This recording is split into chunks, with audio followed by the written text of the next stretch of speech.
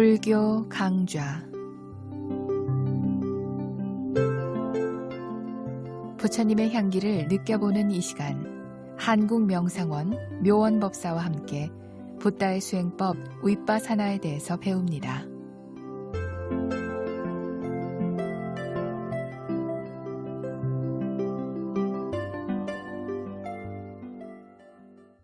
안녕하십니까, 묘원입니다.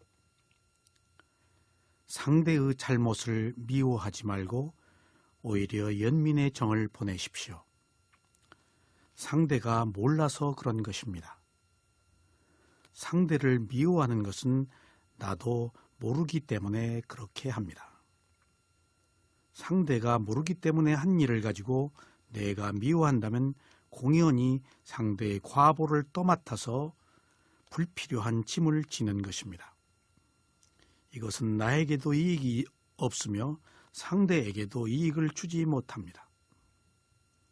그러나 잘못한 상대를 자애로 받아들이면 내게도 이로움이 있고 상대에게도 이로움을 줍니다. 서로에게 이로움이 있는 일보다 더 좋은 일이 어디 있겠습니까?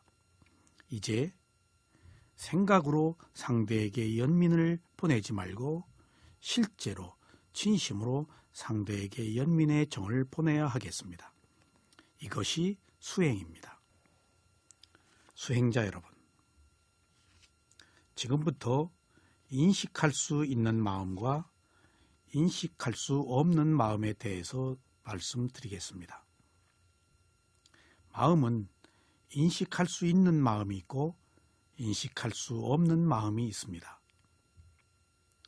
인식할 수 있는 마음을 인식 과정이라고 합니다.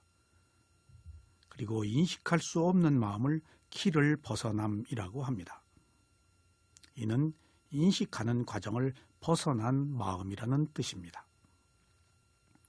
마음이 보이지 않고 무아라고 해서 제멋대로 일어나고 사라지는 것이 아닙니다. 마음도 일정한 과정을 거쳐서 일어나고 사라집니다. 그래서 마음은 마음의 길이 있고 마음과 함께 있는 몸은 몸의 길이 있습니다.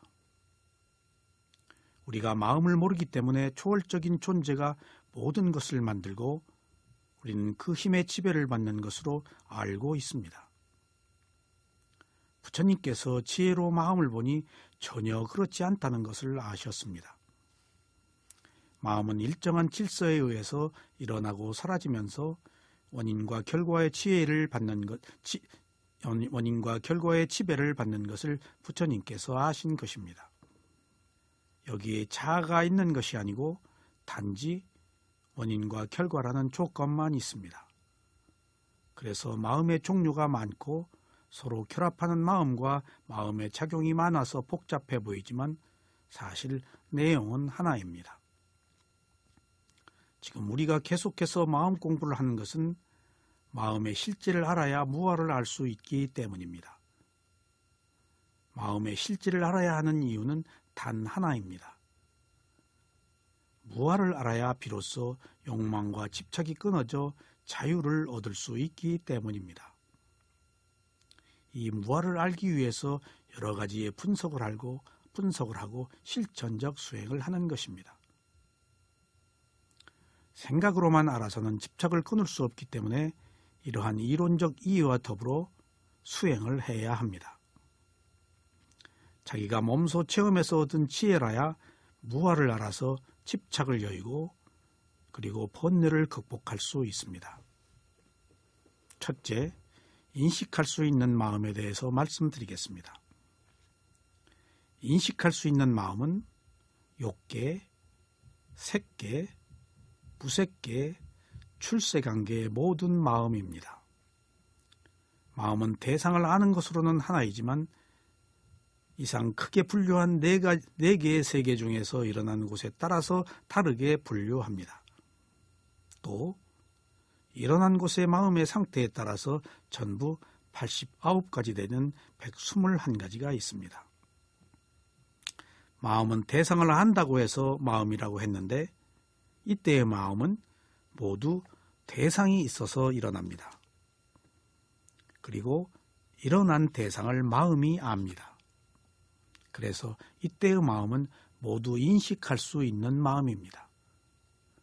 이렇게 인식할 수 있는 마음은 제멋대로 아는 것이 아니고 일정하게 정해진 과정을 통해서 압니다.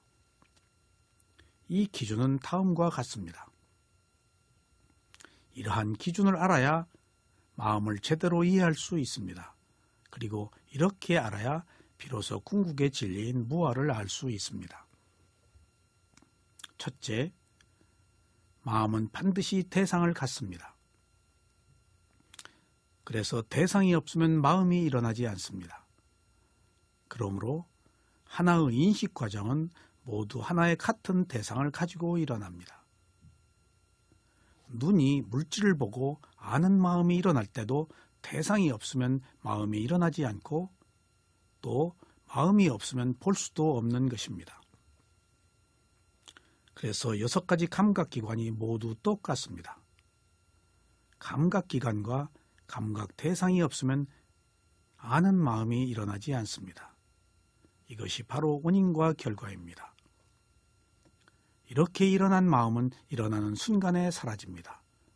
그리고 새로운 마음이 일어납니다.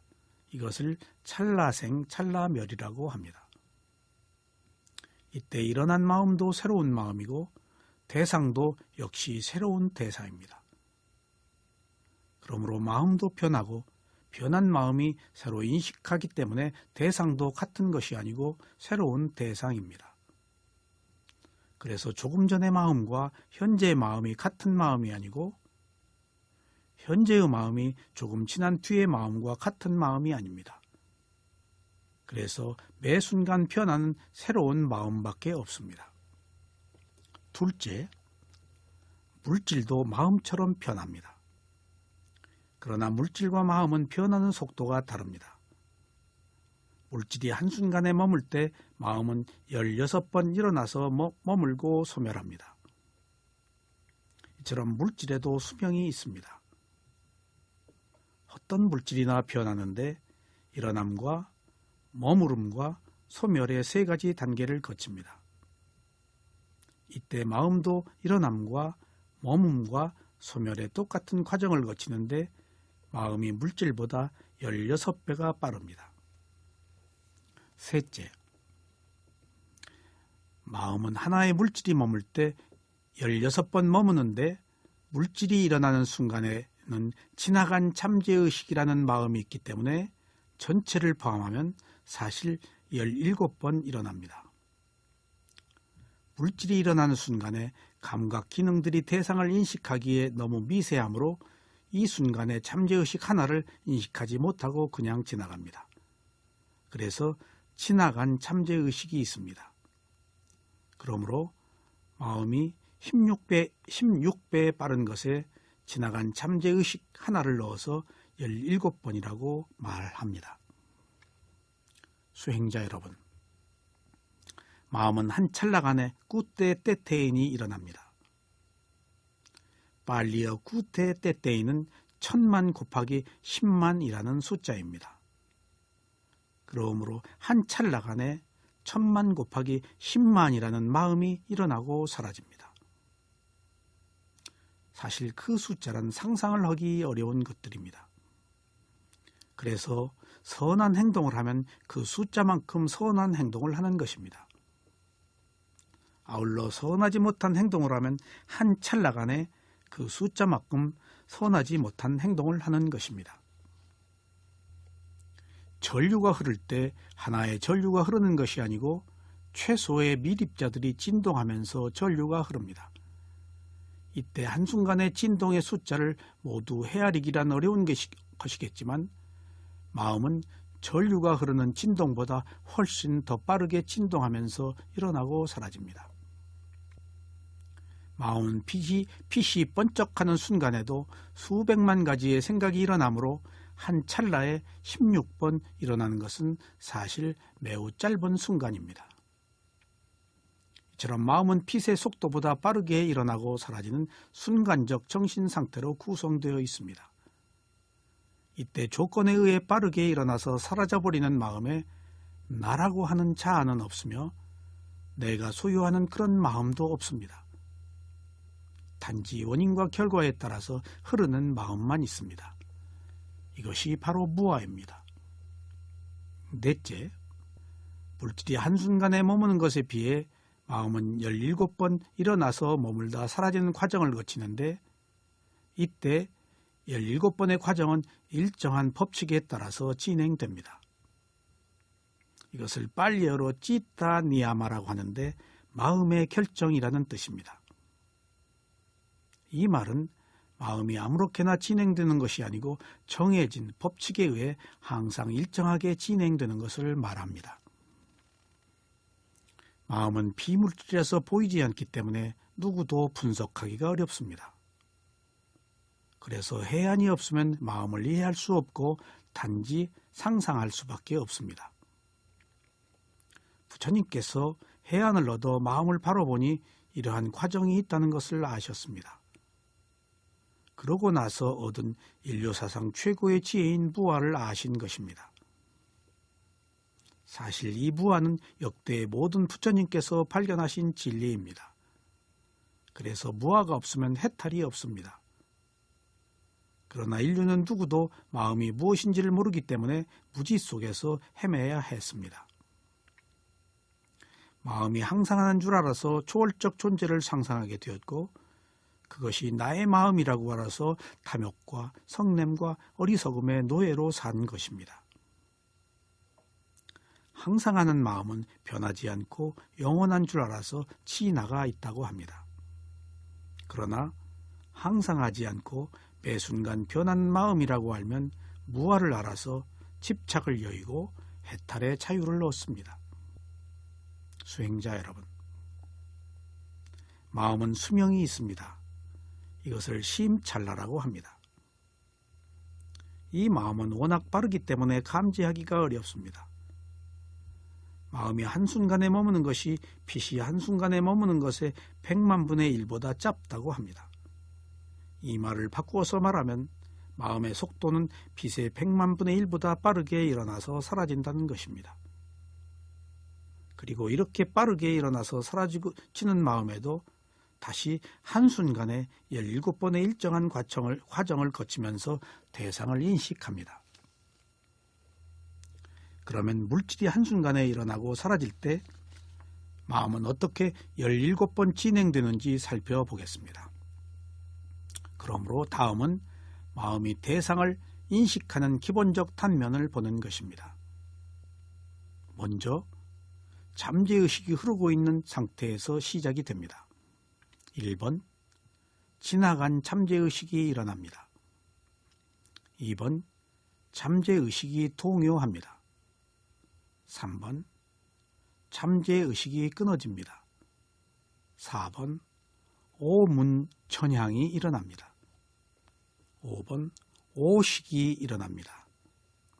6번, 받아들입니다. 7번, 초사합니다. 8번, 결정합니다. 9번에서부터 15번까지 속행이 일어납니다. 16번, 등록을 합니다. 17번, 등록을 합니다. 이러한 인식의 과정을 거친 뒤에 다시 잠재의식으로 되돌아가서 흐릅니다. 수행자 여러분, 우리가 한순간에 대상을 아는 인식 과정은 이렇게 17번인데 아직 대상을 인식하는 과정이 아닌 잠재의식으로부터 시작합니다. 잠재의식을 빨리어로 바왕같이 있다라고 합니다. 이 말은 생명의 요소라고도 하고 잠재의식이라고도 합니다. 잠재의식은 마음이 어떤 대상을 갖지 않고 있을 때 흐르는 마음입니다. 그래서 표충에 드러나지 않는 마음으로 마음과 마음을 이어주면서 흐르게 하는 마음입니다. 우리가 잠자고 있을 때는 마음이 잠을 대상으로 하는데 이때 마음이 잠재의식입니다. 잠재의식도 대상이 있어서 일어납니다. 잠재의식은 흔히 말하는 무의식과는 다릅니다. 잠재의식은 다른 마음과 똑같이 일어나고 사라지면서 흐릅니다. 이러한 잠재의식은 인식할 수가 없습니다. 그래서 이러한 잠재의식의 상태에서 오문천양이 일어난 순간부터 인식할 수 있는 마음이 일어납니다. 잠재의식이 이렇게 흐르다가 대상을 향해서 일어날 때 1번 지나간 잠재의식이 있습니다. 마음이 워낙 빠르게 흐르고 미세해서 처음에 일어난 잠재의식은 알기가 어려워 1번은 지나간 잠재의식이라고 합니다. 그리고 2번부터 잠재의식이 대상을 향해서 움직입니다. 이것이 잠재의식의 동요입니다. 3번 잠재의식이 동요했으면 다음에 이것이 끊어집니다. 4번에서는 5가지 감각기관의 문으로 천향합니다. 이것을 오문천향이라고 합니다. 이때 안, 이, 비, 설신이라는 오문이 밖으로 향하기 때문에 천향이라고 합니다. 그리고 5번에서 5가지 아는 마음이 일어납니다. 이것이 오식입니다. 그런 뒤에 6번에서 대상을 받아들이고 7번에서 초사를 합니다. 초사한다는 것은 일단 받아들인 대상이 무엇인지 살피는 역할을 하는 것입니다. 그리고 8번에서 결정을 합니다. 결정은 대상을 살펴본 뒤에 무엇이라고 확정을 하는 것입니다. 9번부터 15번까지는 속행으로 7번의 빠른 속행이 일어납니다. 속행은 마음이 빠르게 진행하는 것으로 8번에서 대상이 결정되면 빠르게 일어나는 7번의 인식 과정에 있는데 이것이 바로 속행입니다. 그런 뒤에 16번과 17번에서 등록을 합니다.